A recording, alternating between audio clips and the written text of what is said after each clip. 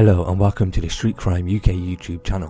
Please don't forget to like, share and subscribe. Today we look at 4 members of a drugs gang who plotted to flood the streets of Tyneside with up to £2.7 million worth of cocaine have been jailed for a total of more than 38 years. Large amounts of the Class A drug were ferried from Liverpool to the northeast in a conspiracy spanning more than a year. A court heard the 2 head honchos are on the run, but now 4 gang members have been sentenced at Newcastle Crown Court. Nicholas Castledenne, Paul McGovern and Dean Ware were convicted by a jury of conspiracy to supply cocaine, while Anthony Carr pleaded guilty to the charge. Mr. Carr and Mr. Ware, both from North Shields, also admitted producing cannabis. The men had been arrested following a year-long investigation by the North East Regional Specialist Operations Unit. Detectives spent months using covert surveillance, during which they witnessed drug deals taking place. A number of searches were carried out following the arrests, which saw officers seize high-purity cocaine. It was later estimated by police that the street value of the drugs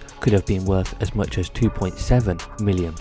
Nick Dry, prosecuting, said the Crown was put on the basis that the conspiracy was headed by Leslie Malden and John Mullally, who both absconded following charge and remain at large. Essentially, Mr. Mullally, based in Liverpool and the closest to the original source, was providing wholesale amounts of cocaine to the Malden crime group, which included trusted lieutenants Mr. Ware and Mr. Carr. It is submitted that the seizure of 4 kilograms at 86% purity is representative of the amounts being sourced from Mr. Mullally on the occasion of his meetings with Mr. Malden, Mr. Ware and Mr. Carr. Mr. Castledenne, 42, of Manor Way, Peterlee, was jailed for 12 years.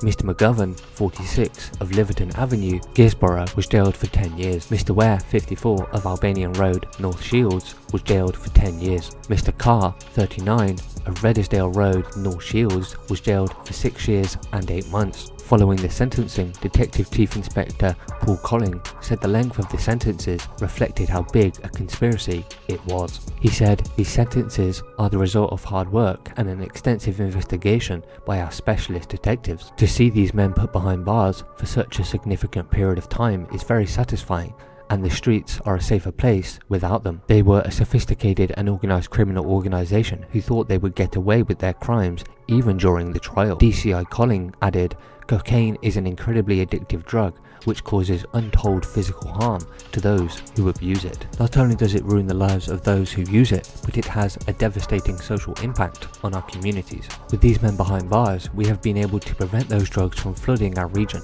and means the northeast is a safer place to live." Ian Malarkey from Mr. Castledenne said he had no links to the original source of the drugs in Liverpool and that his involvement in the conspiracy.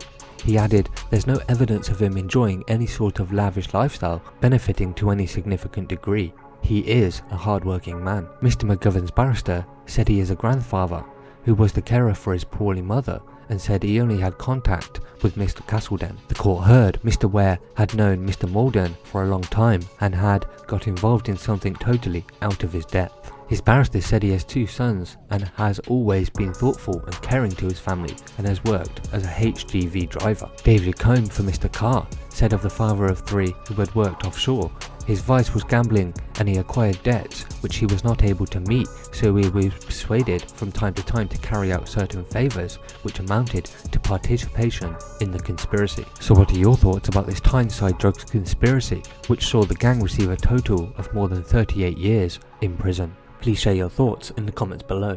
Thanks for joining us, and until next time, stay safe.